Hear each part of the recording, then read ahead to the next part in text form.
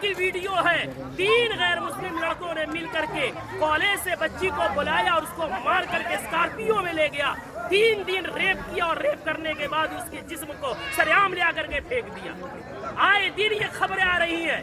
میں پوچھنا چاہتا ہوں اس کے پیچھے کے ذمہ دار معاشرے کے ہمارے اور آپ جیسے بے غیرت لوگ نہیں ہیں جو شادیوں میں ناچ گانوں میں پیسوں میں آگ لگا رہے اور آگ لگا کر کے شادیوں کو اتنا مشکل بنا دیا کہ وقت میں شادیاں نہیں ہو رہی ہے، جس کی وجہ سے ہماری بیٹیاں جذبات ان میں بھی ہے، جذبات کی رو میں بہ کر کے ایجوکیشن والی بچیاں غیروں کے گود میں کھیل نہیں رہی ہے بلکہ ٹیشو پیپر بنا کر کے انہیں استعمال کر کے گلی کوچوں میں پھینک نہیں دیا جا رہا ہے بلکہ ان کے چیتھڑے اڑائے جا رہے ہیں۔ اتنے ادب و احترام کے ساتھ بار بار اصرار کرنے کے بعد جھک کر کے باپ کہہ کر کے بھائی کہہ کر کے ایمان کا حوالہ دے کر اسلام کا حوالہ دے کر پوری سوسائٹی کے عہد و پیمان کا حوالہ دے کر کے کہا گیا، لیکن پھر کیوں نہیں مانے؟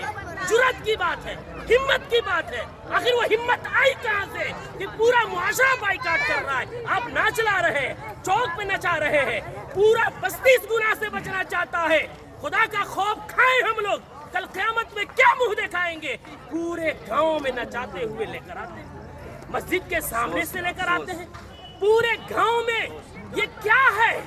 اس کو ضد نہیں کہتے ہیں تو اور کیا کہتے ہیں؟ اس کو ہٹ دھرمی نہیں کہتے ہیں تو کیا کہتے ہیں؟ کون ہے وہ مولوی، کون ہے وہ عالم دین جس نے قرآن اور حدیث پڑھا ہے اور اتنی سختی سے منع کرنے کے بعد اس مجلس میں اس شادی میں ناچ گانا ہو اور وہ نکاح پڑھائے، اس کا قرآن اور حدیث اجازت دیتا ہے؟ میں تو احترام کرتا ہوں کہ انہوں نے پہلے ہی جو ہم سے محبت اور شفقت کے ساتھ اقرار کیا ہے۔ کون ہے ایسا جو جس مجلس میں ناچ ہو رہا ہو، جس اسٹیج میں ویشیوں کا دھندا چل رہا ہو، جس اسٹیج میں کھڑا ہو کر کے بہنوں کے پاؤں میں گھنگرو باندھا جا رہا ہو، ان کے سروں سے دوپٹے کھینچے جا رہے ہو، جس نکاح جو عبادت ہے اس عبادت کے اندر معاشرے کے لنگے اور لفنگے اور لونڈے عورتوں کے پیچھے تالیاں بجا رہے ہو، وہ نکاح میں کس مولوی کا علم اجازت دے گا نکاح پڑھانے کا؟